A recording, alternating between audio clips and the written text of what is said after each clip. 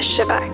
नमस्कार मित्रों, हम सब जानते हैं कि शिव जी को देवों के देव महादेव का स्थान प्राप्त है। त्रिदेव ही तो है जो मिलकर सृष्टि का संचालन करते हैं। भगवान ब्रह्मा को सर्जन करता, भगवान विष्णु को संरक्षक और भगवान शिव को विनाशक कहते हैं। कहा जाता है कि यही त्रिदेव मिलकर सर्जन, संचालन और विनाश करते हैं और एक संदेश देते हैं हमें कि जो उत्पन्न हुआ है उसका विनाश निश्चित है। भगवान शिव की उत्पत्ति के बारे में कई कथाएं प्रचलित है कि भगवान शिव की उत्पत्ति कहाँ, कब और कैसे हुई थी, उसको लेके कहानियां हमारे पुराणों में कही गई है। आइए देखते हैं भगवान शिव की उत्पत्ति की कहानियां। पर सबसे पहले अगर आप इस चैनल पर नए हैं तो चैनल को सब्सक्राइब, वीडियो को लाइक और शेयर जरूर कीजिएगा। भगवान शिव को स्वयंभू माना जाता है, मतलब कि जिनका ना ही कोई आदि है ना ही कोई अंत, तभी तो उन्हें अजर, अमर और अविनाशी कहा जाता है। लेकिन उनकी उत्पत्ति की कई कहानियां प्रचलित हैं, तो आइए सुनते हैं कहानियां। प्रथम कहानी। एक बार की बात है जब सर्जनकर्ता भगवान ब्रह्मा और संरक्षक भगवान विष्णु के बीच में एक विवाद छिड़ गया था कि कौन सर्वश्रेष्ठ है। तभी भगवान शिव अग्नि के खंभे के रूप में प्रकट हुए और ब्रह्मा और विष्णु जी को कहा कि दोनों देवों में से जो एक खंभे का आदि और अंत ढूंढ लेगा वही होगा सर्वश्रेष्ठ। तुरंत ही ब्रह्मा जी ने पक्षी का रूप और विष्णु जी ने वराह का रूप धारण कर लिया और खोज की शुरुआत कर दी। परंतु अगणित प्रयासों के बाद भी भगवान ब्रह्मा और विष्णु असफल रहे।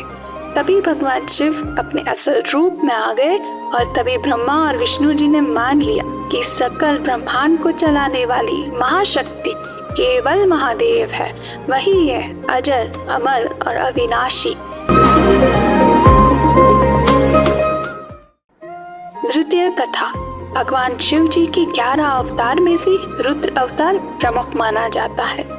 कुर्म पुराण के अनुसार जब ब्रह्मा जी को संसार के सर्जन में असफलता हो रही थी, तभी उन्होंने भगवान शिव जी को पुकार लगाई और उनकी आंखों से अश्रु उत्पन्न हुए और मुख से रुद्र।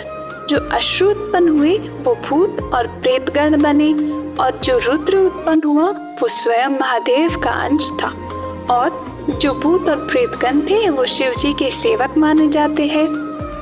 इसी प्रकार शिव जी की कृपा हुई और संसार का सर्जन हुआ। विष्णु पुराण के अनुसार ये भी कहा जाता है कि भगवान शिव भगवान विष्णु के मस्तक के तेज से उत्पन्न हुए हैं और तभी वो हमेशा योग मुद्रा में रहते हैं।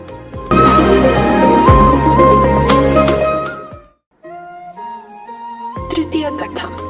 विष्णु पुराण में भगवान शिव को बाल रूप में वर्णन करती हुई एक कहानी का भी उल्लेख है। कहा जाता है कि जब पूरा ब्रह्मांड जलमग्न था तभी त्रिदेवों के सिवा कोई भी देव या प्राणी नहीं था।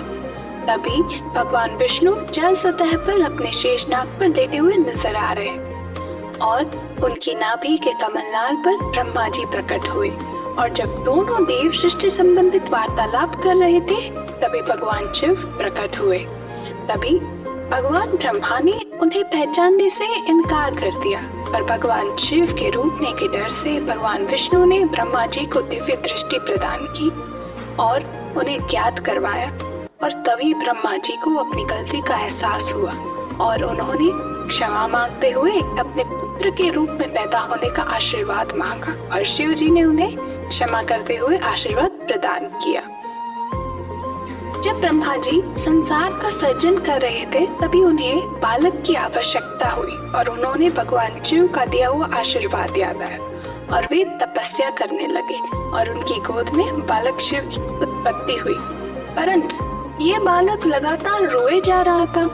तभी ब्रह्मा जी ने रोने का कारण पूछा तो बालक ने उत्तर दिया कि उनके रोने का कारण ये है कि उसका कोई नाम नहीं है और तभी ब्रह्मा जी ने उसका नाम रुद्र यानी कि रोने वाला, पर तभी बालक का रुदन बंद नहीं हुआ।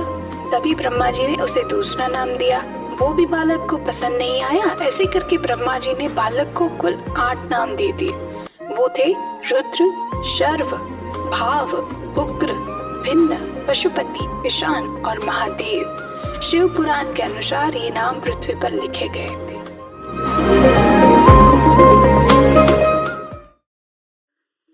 तो ये थी देवों के देव महादेव की उत्पत्ति की कहानियां। आशा है कि आप सभी को पसंद आई होगी। आपकी राय जरूर कमेंट सेक्शन में बताएं और अगर आपको ऐसी वीडियो पसंद है तो लाइक और सब्सक्राइब जरूर करें। धन्यवाद।